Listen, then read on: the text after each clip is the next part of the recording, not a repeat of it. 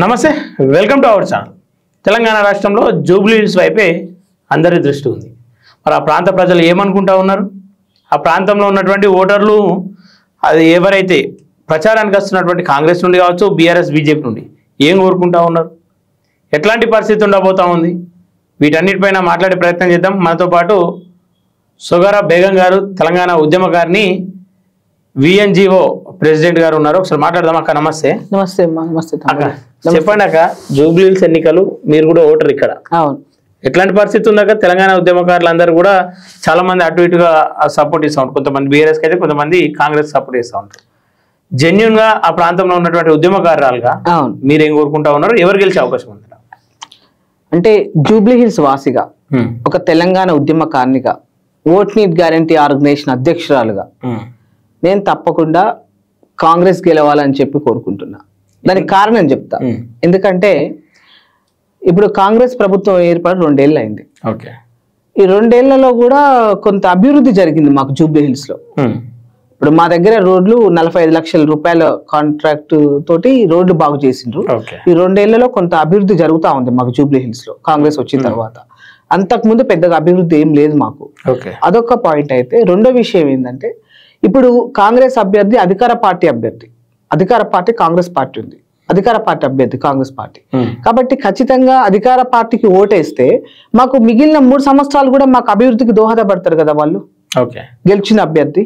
ఇప్పుడు బీఆర్ఎస్ అధికారంలో లేదు, వాళ్ళు ఉన్నప్పుడు కూడా మా నియోజకవర్గానికి వాళ్ళు ఏం చేసింది లేదు. అదే రోడ్లు బాగాలేకుండా ఉండడం, గుంతలుగా ఉండడము, తర్వాత నీళ్ళు వస్తే ఆగిపోవడము, ఇవన్నీ ఇబ్బందులు మేము చూసినాం. కాబట్టి వాళ్ళు పోయిన 10 సంవత్సరాలు కూడా వాళ్ళు ఏం చేసింది లేదు. ఇప్పుడు ఈ 2 సంవత్సరాల్లో కొంత రోడ్లు బాగైతా ఉన్నాయి, కొన్ని పనులు జరుగుతా ఉన్నాయి మాకు. కాబట్టి ఇంకా వీళ్ళకు 3 ఏళ్ల టైం ఉంది. కాబట్టి ఇప్పుడు అధికార పార్టీ అభ్యర్థికి వేస్తేనే మాకు అభివృద్ధి జరుగుతుంది అనే ఒక బలమైన నమ్మకం మాకుంది. అదే విధంగా అభ్యర్థి కూడా ఒక చదువుకున్న యువకుడు, తర్వాత ఒక సామాజిక స్పృహ కలిగినటువంటి యువకుడు, తర్వాత అతను అధికారంలో లేకపోయినా కొంత బస్తీలలో తిరగడము, తర్వాత ఎవరికైనా ఏదైనా ఇబ్బంది ఉంటే కూడా అన్ని రకాలుగా తన శక్తి మేరకు తను పనులు చేయడము, తర్వాత కొన్ని సామాజిక సేవలు చేయడం అన్ని చేస్తా ఉంటాడు అధికారంలో. ఇక్కడ ఒక ప్రశ్న అక్క, నవీన్ యాదవ్ విద్యావంతుడు, అందరూ అంగీకరించాల్సిందే, సేవలు చేస్తారని చెప్పేసి అంటారు. అలా ఇంట్లో భోజనాలు పెడతారు, అనేక మంది చెప్పారు, వివాహాలకు కావచ్చు, ఇవన్నీ. ఇదంతా ఒక ఎత్తు అయితే, ఆయన పైన కేటీఆర్ కావచ్చు, బీఆర్ఎస్ నుండి ఒక ప్రచారం అయితే జరుగుతుంది. ఆయన కుటుంబం మొత్తం రౌడీ బ్యాక్గ్రౌండ్, ఒకవేళ వాళ్ళు గెలిస్తే జూబ్లీ హిల్స్ ప్రాంతంలో చాలా విధ్వంసాలు జరుగుతాయని చెప్పి చెప్తా ఉంటారు. మీరు ఆ ప్రాంతంలో ఉన్నారు, ఇప్పటి వరకు వాళ్ళు చేసినటువంటి విధ్వంసాలు ఏమన్నా స్వయంగా చూసినటువంటి దాఖలాలు ఉన్నాయి? ఇప్పుడు నవీన్ యాదవ్ ఇంటికి మా ఇంటికి ఒక ఫర్లాంగ్ కూడా ఉండదు, నాకు తెలిసి 1 కిలోమీటర్ ఉంటది కావచ్చు. నేను ఎల్లారెడ్డిగూడలో ఉంటా, నవీన్ యాదవ్ ఇక్కడ యూసుఫ్గూడ చెక్ పోస్ట్ దగ్గర ఉంటా, 1 కిలోమీటర్ కూడా ఉండదు. నేను జూబ్లీ హిల్స్ అక్కడ ఆ ప్రాంతానికి వచ్చి, నేను యాక్చువల్ గా నా నేటివ్ ప్లేస్ కొత్తగూడెం, నేను ఆ ప్రాంతానికి వచ్చి 20 ఏళ్ళు అయిపోయింది. 20 ఏళ్ళు అయిపోయింది.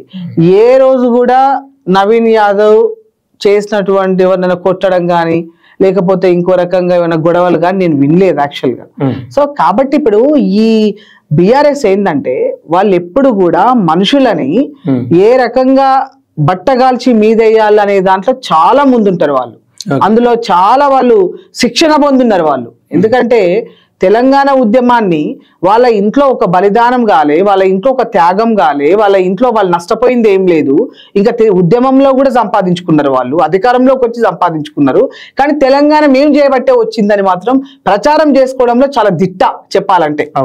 బలిదాన తెలంగాణ కొరకు ప్రాణ త్యాగాలు చేసుకున్న వాళ్ళు కూడా అంత వాళ్ళలాగా చేసుకునే పరిస్థితి లేదు. కానీ వాళ్ళు ఏ త్యాగం చేయకుండా వాళ్ళు మంచిగా కుప్ప మీద కూర్చొని అన్ని రకాలుగా వాళ్ళు అనుభవించినటువంటి వాళ్ళు. కాబట్టి వాళ్ళకి ఇప్పుడు వాళ్ళ భయం ఏంటంటే, ఒక బీసీ బిడ్డ కాంగ్రెస్ పార్టీ టికెట్ ఇచ్చింది కాబట్టి బీసీలను ఓడగొట్టాలి, ఎస్సీ ఎస్సీ ఎస్టీ మైనార్టీ బీసీలు వాళ్ళని రాజకీయంగా ఎదగనియొద్దనేది వాళ్ళ ఒక కుట్ర. ఎందుకంటే ఒక బీఆర్ఎస్ ఎందుకు, అన్ని అగ్రవర్ణ పార్టీలు చేస్తా ఉన్నాయి, అందరూ కలిసి ఉన్నారని నా అనుమానం. అగ్రవర్ణాలు అందరూ కలిసి, అన్ని పార్టీల అగ్రవర్ణాలు అందరూ కలిసి నవీన్ యాదవ్ను ఓడగొట్టాలని చెప్పి ఒక భారీ కుట్ర చేస్తున్నట్టుగా కనబడతా ఉంది. కానీ నేనేమంటున్నానంటే, మా మైనార్టీలకు ఒకటే చెప్తా ఉన్నా, ఒక మైనార్టీ బిడ్డగా చెప్తా ఉన్నా, ఒక ఉద్యమకాన్ని బిడ్డగా చెప్తా ఉన్నా. నేనేమంటున్నానంటే ఇప్పుడు నవీన్ యాదవ్ మన బీసీ బిడ్డ, వివక్ష గురైనటువంటి సమాజాలు రాజకీయంగా, సామాజికంగా, అదే విధంగా విద్యాపరంగా అన్ని రకాలుగా అణగదొక్కబడినటువంటి సామాజిక వర్గాలు మనవి. కాబట్టి ఖచ్చితంగా ఇవాళ ఒక బీసీ బిడ్డను మనం చట్టసభల్లోకి పంపించుకుంటే ఆ బిడ్డ మన గొంతు అవుతాడు, మన తరపున మాట్లాడతాడు, మనం గట్టిగా మాట్లాడవచ్చు. కానీ అదే ఇప్పుడు అగ్రవర్ణాలు మనకి ఇన్నేళ్లు పరిపాలన చేసి మనకు చేసింది ఏముంది? వాళ్ళకు ఎక్కడ వేసిన గొంగలు అక్కడనే ఉంది. ఏమో ప్రాంతం అంతా కూడా అభివృద్ధి చేసిండు. పేద ప్రజలు ప్రతి ఒక్కరు గుర్తుపడే వ్యక్తి మాగంటి గోపీనాథ్ కు నివాళులు అర్పించాలంటే ఖచ్చితంగా సునీతమ్మకు ఓటు వేయాల్సిందే అని చెప్పేసి ప్రజలు అనుకుంటా ఉన్నారని ప్రచారాలు జరుగుతాయి. ప్రచారాలు చెప్తున్నా కదా, ప్రచారాలు ఫేక్ ప్రచారాలు చేసుకోవడంలో దిట్ట వాళ్ళు, బీఆర్ఎస్ పార్టీ వాళ్ళు అబద్ధాల ప్రచారాలు చేసుకొని రాజకీయ మనుగడ చేసుకుంటా ఉంటారు వాళ్ళు. ఇవాళ మాగంటి గోపీనాథ్ గారు 10 ఏళ్ళు బాగా పరిపాలన చేస్తే ఇప్పుడు 2 ఏళ్ల నుంచి రోడ్డు ఎందుకు వేస్తున్నారండి? మరి మాకు కాంగ్రెస్ పార్టీ వచ్చినప్పటి నుంచి వస్తుంది కదా. ఇప్పుడు నేను ఎక్కడనో ఏదో నియోజకవర్గం నుంచి ఏదో ఊరు నుంచి చెప్తలేను. నేను అక్కడ ఎల్లారెడ్డి కూడా నా నివాసం. నేను ఎట్లా చెప్పగలుగుతా ఉన్నా? ఇవాళ రోడ్లన్నీ బాగా అవుతా ఉన్నాయి. ఇవాళ మా కాడ ఎందుకైతా ఉన్నాయి? కాంగ్రెస్ పార్టీ వచ్చినాకనే అవుతాయిగా. మరి మాగంటి గోపీనాథ్ గారు అధికార పార్టీలో ఉన్నప్పుడు ఎందుకు చేయలేకపోయినారు? ఇప్పుడు ఎందుకు చేస్తా ఉన్నారు? అదే విధంగా మాగంటి సునీతకు టికెట్ ఇచ్చారు, ఆమెకు ఓటేయాలని చెప్తున్నారు. నేను అడుగుతా ఉన్నా, ఆమెకి ఈ సమస్యల పట్ల ఆమెకి ఏం అవగాహన ఉంది? ఆమె భర్త పోయిన బాధలో ఆముంటే కనీసం ఆ బాధ నుంచి తేరుకోకముందే ఆమెను మీ స్వార్థం కోసం ఆమెను తీసుకొచ్చి మీరు టికెట్ ఇచ్చి ఇవాళ ఒక ఆడబిడ్డని మీరు ఊరూరా తిప్పుతా ఉన్నారు ఇవాళ. అంటే మీ స్వార్థం అంటే ఇప్పుడు ఆమెకి ఇష్టం ఉందా లేదా అనేది పక్కన పెడితే ఒకసారి మనం ఆలోచిస్తే, ఇప్పుడు ఏదైనా ఒక కుటుంబంలో ఒక కుటుంబ పెద్ద పోతే అసలు ఆ కుటుంబం తేరుకోవడానికి మినిమం 1 సంవత్సరమైనా పడుతుంది. అదే ఆయన చచ్చిపోయి ఎన్ని రోజులు కాలేదు, వాళ్ళ ఇంట్లో కుటుంబ పెద్ద పోయినరు. ఇవాళ వాళ్ళకు భరోసా ఇచ్చి వాళ్ళకు వెన్నుదండుగా ఉండి మీరు కావాలంటే మీకు ఎవరికైనా మీరు ఇచ్చుకొని ఒక బీసీ బిడ్డకి ఇవ్వపోయినరా? ఇవాళ బీసీ ఉద్యమం ఇంత ఉబ్బెత్తున నడుస్తా ఉంది కదా. ఇవాళ మీ దాంట్లో ఉన్న కూడా బీసీ నాయకులు వచ్చి బీసీ రావాలని చెప్పి తెగ స్పీచ్లు ఇస్తా ఉన్నారు కదా. బీసీకి ఇస్తే గెలిచే సత్తా ఉందనుకుంటారా? ఇవాళ నవీన్ యాదవ్ గెలుస్తా ఉన్నాడు, మీరు రాసి పెట్టుకోండి. నేను చెప్తా ఉన్నా, ఇవాళ నవీన్ యాదవ్ గనక ఓడిపోతే ఇవాళ ఈ బీసీ ఉద్యమాలు చేసేటోళ్ళందరి కూడా దొంగ ఉద్యమాలే అనుకోవాల్సి వస్తుంది. అదే కదా ఇక్కడ ఇప్పుడు బీసీలకు న్యాయం జరగాలని అనేక ధర్నాలు రాష్ట్రోకలు చేసిరు బీసీ నాయకులు. అవును, మేము బీసీల అంశానికి వస్తే పార్టీలను పక్కన పెడతాం, అన్ని పక్కన పెట్టి బీసీల కోసం పని చేసుకుంటాం అని చెప్పేసి. అవును, జాజుల సీన్ అయితేనేమి, ఆర్ కృష్ణ అయితేనేమి, అటు కొంతమంది బీసీ నాయకులు ఇంకా మద్దతు తెలిపారు. ఇప్పటికి కూడా బయట ఒక బీసీ క్యాండిడేట్ కు టికెట్ ఇస్తే ఇప్పటికి కూడా బయటకు వెళ్ళి మద్దతు తెలుపుతలేరు వీళ్ళు.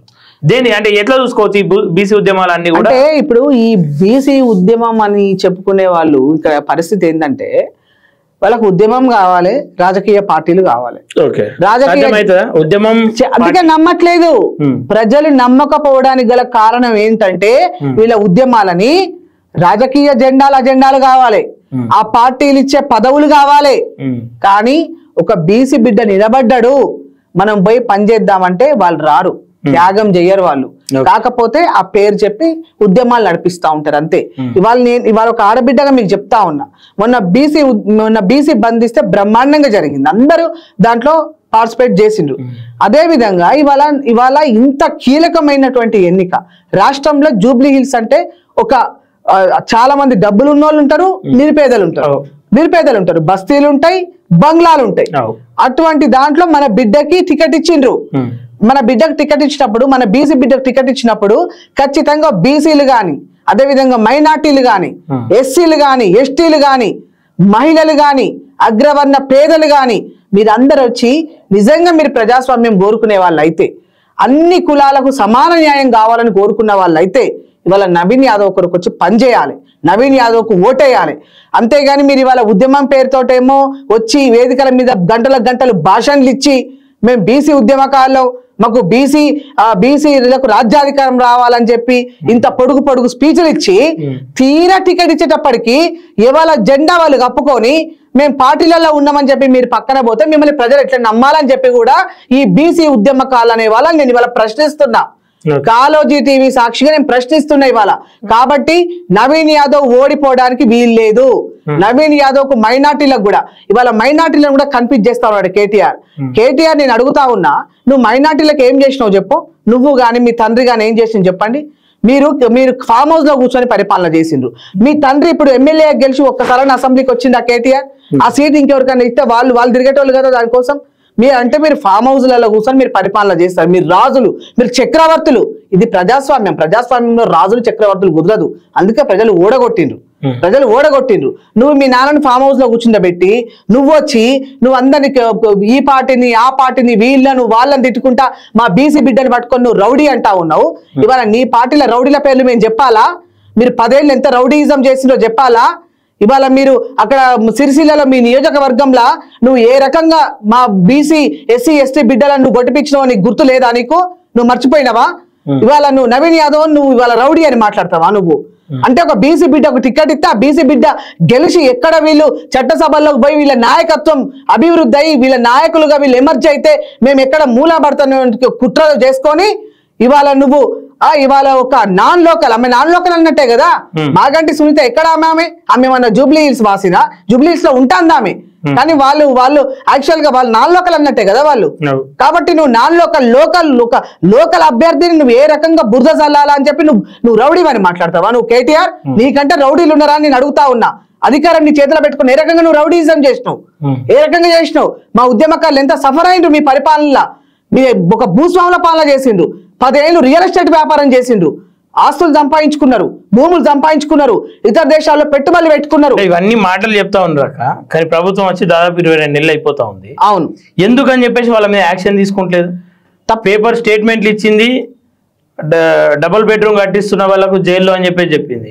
ఇంతవరకు ఎట్లాంటి చర్యలు లేవు. ప్రజలు కూడా అదే కోరుకొని ఓట్లు వేసారు. వాస్తవానికి 6 గ్యారంటీలు ఒకళ్ళు చూలే. నిజంగా అవినీతి బయట పెడతారేమో అని చెప్పేసి అందరూ ఓట్లు వేసారు. ఉద్యమకారులు కూడా మద్దతు తెలిపారు. అటు లెఫ్ట్ పార్టీలు రైట్ పార్టీలు అందరూ వచ్చి పనిచేసినాం కదా. ఎందుకని ఇంకా వాళ్ళ పైన చర్యలు తీసుకుంటలేదు? తప్పకుండా రేవంత్ రెడ్డి గారు మరి వాళ్ళ యొక్క అంటే అప్పుడు అధికారంలో ఉన్న వాళ్ళు చర్యలు తీసుకోవాలంటే వాళ్ళకు రకరకాలుగా ఉంటాయి కదా. వాళ్ళు ఏ రకంగా చేస్తున్నారు అనేది ప్రజలకు కూడా వాళ్ళు చెప్పాలి. వాళ్ళ రేవంత్ రెడ్డి గారు ముఖ్యమంత్రి కావాలని చెప్పి మనం అందరం కోరుకున్నాం. ఎందుకంటే ఇవాళ బీఆర్ఎస్ పార్టీలో కాంగ్రెస్ నుండి గట్టి గొంతు వినిపిస్తా ఉన్నాడు. ఈ దొరల పాలనని ఫామ్ హౌస్ కే పూర్తిగా పంపించేటువంటి ఒక నాయకుడిగా రేవంత్ రెడ్డి గారు ఉన్నారు. ముఖ్యమంత్రి కావాలని చెప్పి కోరుకున్నాం మనం. కాబట్టి అదే విధంగా కాంగ్రెస్ పార్టీ కూడా ఆయన ముఖ్యమంత్రిగా చేసింది. కాబట్టి రేవంత్ రెడ్డి గారు వాళ్ళు ఇప్పుడు మిగులు ఉన్న రాష్ట్రాన్ని వాళ్ళు తీసుకున్నారు, అప్పుల రాష్ట్రాన్ని చేసిండ్రు. ఇవాళ అప్పులు చేసిండ్రు 10 ఏళ్ళు. కానీ పేదోనికి 1 ఇంచు భూమి రాలే, పేదోనికి ఏమీ కాలే. కాకపోతే షాదీ ముబారక్ వాటితో ఏం లాభం ఉంది? 1 లక్ష రూపాయలు ఇస్తే పేదోని కుటుంబం బాగుపడుతుందా? ఓ ఉద్యోగం ఇస్తే కుటుంబం బాగుపడుతుంది, ఓ ఇల్లు ఇస్తే కుటుంబం బాగుపడుతుంది, ఓ ఉపాధి చూపిస్తే బాగుపడుతుంది, వాళ్ళకి ఏదన్నా ఆర్థిక భరోసా ఇస్తే కుటుంబం బాగుపడుతుంది. ఆ రకంగా ఏం చేసిండ్రు? కాబట్టి ఇవాళ రేవంత్ రెడ్డి గారు కూడా ఖచ్చితంగా వాళ్ళు ఏమేం స్కాములు చేసిండ్రు వాటి పేర్లు చెప్తా ఉన్నారు. కానీ ఆ స్కామ్ల మీద కూడా పూర్తి విచారణ జరిపి తప్పకుండా ఈ ఎన్నో 1,00,000 కోట్లు అప్పు చేసిండ్రు తెలంగాణకి. కాబట్టి వాళ్ళు చేసిన స్కామ్లు అన్ని కూడా రికవర్ చేస్తే నాకు తెలిసి పూర్తి అప్పులు తీరుతాయి. ఓకే, ఇక్కడ 6 గ్యారంటీల పేరు చెప్పుకొని ఇక్కడ ఓట్లు అడిగే ప్రయత్నం చేస్తా ఉన్నాడు కేటీఆర్ కావచ్చు, అటు బీఆర్ఎస్ మొత్తం కూడా 6 గ్యారంటీలు ఫెయిల్ అయినాయి.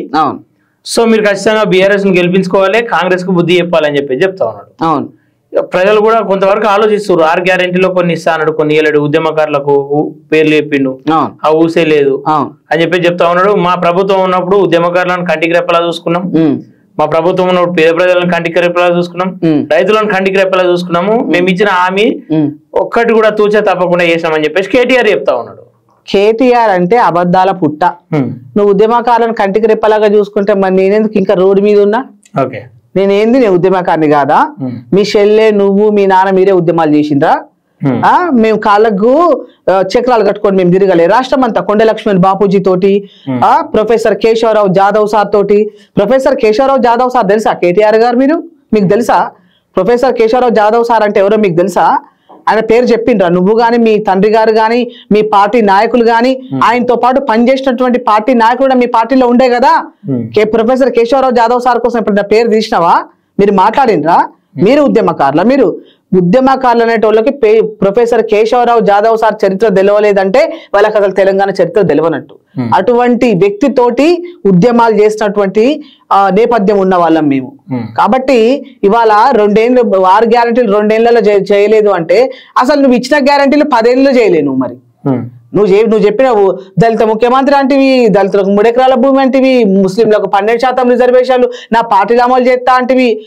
నువ్వు 1,00,000 చెప్పినావు నువ్వు. మరి మాకు ఇంటింటికో ఉద్యోగం అంటివి, తెలంగాణ తన్ని మనకే అంటివి, ఒక పేద కుటుంబం లేదంటివి, ధర్నాలు ఉండే అంటివి. ఆ ధర్నాలు ఉండే అంటే నిజంగా అసలు మనకు ఏ సమస్య లేకపోతే ధర్నాలు ఉండే కదా అని మేము అనుకున్నాం. నువ్వు మొత్తం ధర్నా షౌకే తీసేత్తివి, ధర్నా షౌకే తీసేసినావు. నువ్వా చెప్పేది మాకు. కాబట్టి నువ్వు ఏంటంటే ఒక స్టేట్మెంట్ ఇచ్చింది, క్షమించండి మమ్మల్ని అని చెప్పి. అవును, నీ సొంత సోదరు మీ సొంత నీ తోడబుట్టిన చెల్లెలే మేము ఉద్యమకారులకు మేము మోసం చేసినాం, ఉద్యమకారుల పట్ల మాకు తప్పు జరిగింది, వాళ్ళని మేము సరిగ్గా చూసుకోలేదు, మమ్మల్ని క్షమించండి అని చెప్పి మీ సొంత చెల్లెనే కవిత గారు ఆమె అక్కడ మన గన్ పార్క్ దగ్గరికి వెళ్ళి ఆమె నివాళులు అర్పించింది. మమ్మల్ని క్షమించండి, బలిదానాలు చేసుకున్న ఉద్యమకారులు అయితే అదే విధంగా జీవితాలు పోగొట్టుకొని పనిచేసిన ఉద్యమకారులని క్షమించమని చెప్పి తను ఒక యాత్ర చేస్తా ఉంది. మరి కనీసం ఆమెకున్న తెలివైన నీకు లేకపోతే ఎట్లా కేటీఆర్? ఇంకా మీరు బయటకు వచ్చి ఇంకా అబద్ధాలు చెవాకులు మాట్లాడుకుంటా మీరు మాట్లాడుకుంటా ఇప్పుడు ఒకవేళ మీ అభ్యర్థి వెళ్తే మా జూబ్లీహిల్స్కి ఏం చేస్తుంది అని చెప్పి నేను అడుగుతా ఉన్నా. ఏం చేస్తుంది ఇప్పుడు మీ అభ్యర్థి గెలిస్తే జూబ్లీహిల్స్కి ఆమె ఏం చేస్తుంది? భర్త చచ్చిపోయిన దుఃఖంలో ఆమె ఉంటే మీ స్వార్థం కోసం ఇప్పుడు ఆమెకు టికెట్ ఇచ్చి మీరు నిలబెట్టి ఆమెను మీరు ఓడగొట్టే ప్రయత్నమే తప్ప ఇంకా బాధలో బాధలే తప్ప ఆమెకు కదా. ఎందుకు ఆమె ఇప్పుడు ఆమె కొంత తేరుకొని మీకు నిజంగా మీరు నాయకురాలుగా తయారు చేయాలి అనుకుంటే మీకు చాలా ఉన్నాయి కదా. అంటే మహిళ ఏడుపును ముంగట పెట్టుకొని ఆమె కన్నీరు చూపించుకుంటా. అవును, ఒక దిక్కు హరీష్ రావు ఏడుస్తాడు, అవును, ఒక కేటీఆర్ బాధపడతాడు ఆమె కన్నీరు చూసి, అవును, గెలిపియాలని చెప్పి చెప్తాను. మీరు కూడా ఒక మహిళ, అవును, మీరేమనుకుంటా ఉన్నారు ఆమె కన్నీరు పెట్టినప్పుడల్లా బాధ అనిపిస్తలేదా? డెఫినెట్ గా నేను ఒక మహిళగా ఆమె కన్నీటి పెడుతుందంటే డెఫినెట్ గా నేను ఆ బాధని తప్పకుండా నేను గమనిస్తా. ఎందుకంటే ఒక భర్త చనిపోయి ఒక ఇంటి పెద్ద చనిపోతే తన మీద ఎంత బాధ్యత పడుతుంది. 3 పిల్లలు ఉన్నారు కాబట్టి ఏ భార్యకైనా ఏ తల్లికైనా ఖచ్చితంగా ఆమె ఏడుస్తుంది. ఎవరైనా ఏడుస్తారు, ప్రతి ఇంట్లో ఏడుస్తారు. నేను ఆమె ఏడుపు నేను 100% కూడా నేను అర్థం చేసుకుంటా. కాబట్టి నేనేమంటున్నా అంటే పాపం ఆమె బాధలో ఉన్నా ఇప్పటికిప్పుడు మీరు టికెట్ ఇచ్చి ఆమెను ఇబ్బంది పెట్టుడే తప్ప అంటే అదే అంటున్నా మీ స్వార్థం కోసం. ఇప్పుడు హరీష్ రావు ఏం చేసిండండి? ఇప్పుడు ఆ తల్లి ఏడ్చిందంటే ఆ ఏడుపుని మనం గమనిస్తాం, ఆ ఏడుపుకు మనం కూడా బాధపడతాం, మనం కూడా సానుభూతి పడతాం. ఆ తల్లి కుటుంబానికి మనం కూడా ఏదేమైనా సరే ఆమె భర్త ఉన్నప్పుడు ఏం చేసిండు ఏం చేయలేదు పక్కన పెడితే ఒక ఇంటి పెద్ద పోయిందంటే ఆ తల్లి ఎంత బాధలో ఉంటుందో మనకు అర్థమవుతుంది. ఆ తల్లిని మనం కూడా అర్థం చేసుకుంటాం, మనం కూడా ఓదారుస్తాం. ఆ తల్లి కుటుంబానికి మనలాంటి వాళ్ళం కూడా అండగా ఉండాలి. ఎందుకంటే సమాజానికి ఆమె భర్త 3 దఫాలుగా ఎమ్మెల్యేగా గెలిచిండు కాబట్టి ఖచ్చితంగా ఆ కుటుంబానికి మనం అండగా ఉండాలి. కానీ నేను హరీష్ రావును నేను కేటీఆర్ని నమ్మా. ఎందుకంటే హరీష్ రావు నువ్వు అగ్గిపేట దీత్తివి శ్రీకాంత్ చారి కాల్చుకొని చచ్చిపోయాయి. అగ్గిపేట నువ్వు దీత్తివి కానీ శ్రీకాంత్ చారి మా బీసీ బిడ్డ మాకు అక్కడ ఆత్మ బలిదానం అయింది. నువ్వు కేటీఆర్ గారు నిజంగా నీకు తెలంగాణ ప్రజల పట్ల తెలంగాణ ఉద్యమకారుల పట్ల మీకు ప్రేమ ఉంటే 10 ఏళ్ళల్లా మీకు జెండాలు మోసే మీ తొత్తులను మీరు బాగు చేసుకున్నారు తప్ప ఉద్యమకారుల మీద, నిఖార్సైన ఉద్యమకారుల మీద. కేశవరావు జాదవ్ సారు ఈ తెలంగాణకు జాతిపిత ఆయన, కొండ లక్ష్మణ్ బాపూజీ ఈ తెలంగాణకు జాతిపిత ఆయన. 90 ఏళ్ళల్లా వీళ్ళిద్దరు జాదవ్ సార్ ఏమో 85 ఆయన 85 తెలంగాణ ఉద్యమం మలిదశ ఉద్యమం నడుస్తా ఉంటే వాళ్ళు చలి అనకుండా ఎండ అనకుండా వాన అనకుండా బయటకు వచ్చి ఉద్యమాలు చేసినటువంటి కురవృద్ధులు వాళ్ళు. కనీసం వాళ్ళు చచ్చిపోతే మీరు వచ్చిండ్రా అని చెప్పి అడుగుతా ఉన్నా. ఇంకా మీరు అయినా మీరు ఎప్పుడైతే మీరు టీఆర్ఎస్ నుంచి బీఆర్ఎస్ పోయినారో అప్పుడే మీకు తెలంగాణ మీద ప్రేమ పోయింది. మీ 10 ఏళ్ళు కూడా మీరు తెలంగాణ మీద ఏం ప్రేమ చూపెట్టలే, తెలంగాణ బిడ్డలను ఏం బాగు చేయలే. మీరు ఎవరితో కలిసి పరిపాలన చేసినో తెలంగాణ ప్రజలందరికీ తెలుసు. ఇవాళ నిజంగా చెప్పాలంటే ఎన్నికలు వస్తే రాజకీయ పార్టీలే కొట్లాడుకుంటాయి, ప్రజలకు సంబంధం లేదు. ఏదో రోజు పోయి ఓటేసి వస్తారు. కానీ మన 2023 ఎన్నికల్లో ఎందుకు తెలంగాణ సమాజం అంతా బయటకు వచ్చింది? ఉద్యమకారులు ఎందుకు బయటకు వచ్చారు? సివిల్ సొసైటీ పేరు మీద సంఘాలు ఎందుకు బయటకు వచ్చినాయి? వేరే పార్టీలు ఏమైనా ఇస్తే బయటకు వచ్చిండ్రా? వేరే పార్టీలు ఏమో ఇస్తే బయటికి రాలే. స్వచ్ఛందంగా మా పైసలు మేము పెట్టుకొని కేసీఆర్ ఓడగొట్టానని చెప్పి తిరిగిన వాళ్ళం మేము. మా 10 ఏళ్ళు ఈయన నియంతృత్వ పరిపాలన మేము చూడలేక ఓడగొట్టాలని చెప్పి మేము తిరిగిన వాళ్ళం అందరం కూడా. మరి ఇప్పుడు ఎట్లా ఉంది పరిస్థితి? ఉద్యమకారులు ఎవరికి మొగ్గు చూపుతా ఉన్నారు? ఖచ్చితంగా నాకు తెలిసి అయితే జూబ్లీ హిల్స్ ఇప్పుడు సరే బయట నుంచి ఉద్యమకారులు రకరకాలుగా బట్టగాల్చి మీద ఎత్తారు, అవన్నీ ఉంటాయి.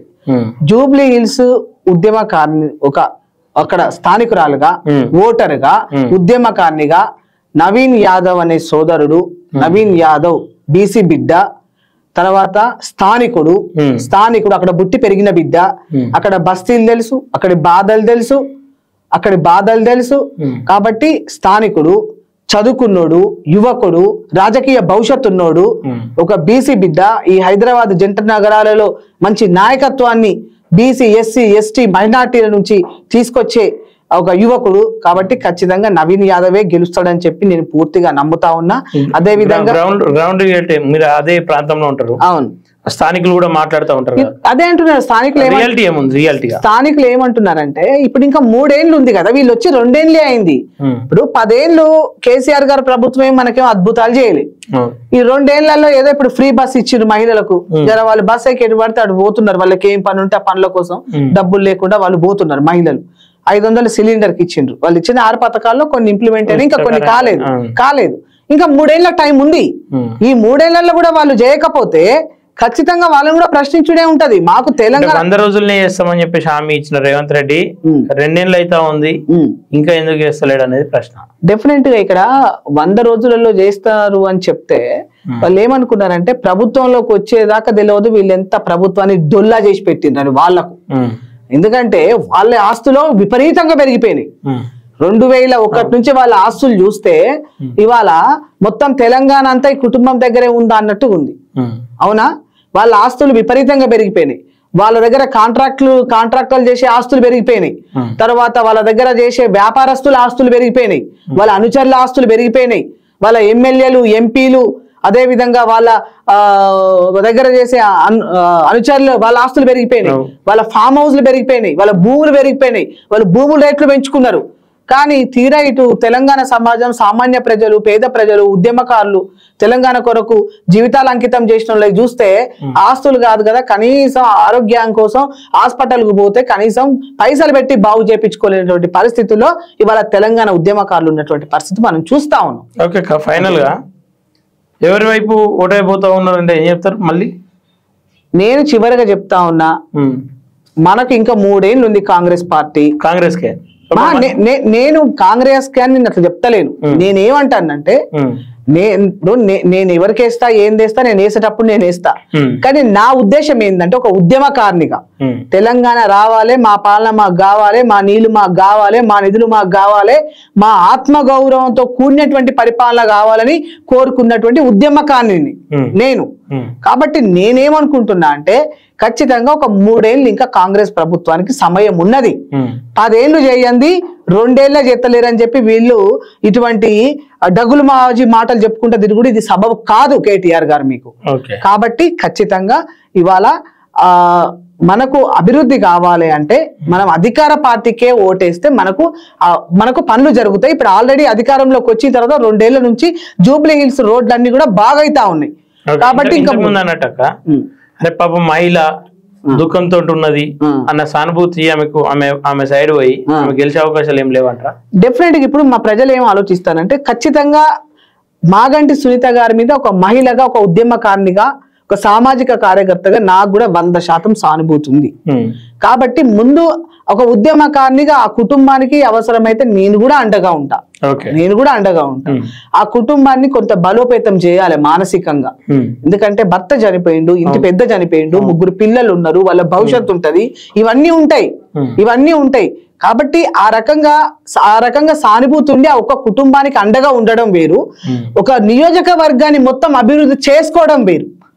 కాబట్టి ఇది అభివృద్ధి కావడం కోసం మాత్రం ఖచ్చితంగా మనం అధికార పార్టీ అభ్యర్థికి ఓటేస్తేనే అభివృద్ధి జరుగుతుంది అనేది నా యొక్క అభిప్రాయంగా నేను చెప్పదలుచుకున్నాను. జూబ్లీ హిల్స్ ప్రజలకు ఏం చెప్పాలి? జూబ్లీ హిల్స్ ప్రజలకు అదే చెప్పాలనుకుంటున్నా. ఒక యువకుడు, చదువుకున్న యువకుడు, వీళ్ళు చేస్తున్నటువంటి ఆరోపణలన్నీ కూడా ఒట్టిగా బట్టగాల్చి మీదేసుడే. నేను వచ్చి 20 ఏళ్ళు అవుతుంది జూబ్లీ హిల్స్ లా, ఏ రోజు నవీన్ యాదవ్ పలానోళ్ళను కొట్టిందని నేను వినలేదు. చదువుకున్న యువకుడు. నేను విన్నది ఏంటంటే తనకున్న దాంట్లో కొంత సామాజిక సేవ చేసేటువంటి వ్యక్తిత్వం ఉన్నటువంటి యువకుడు అనే విన్నా నేను.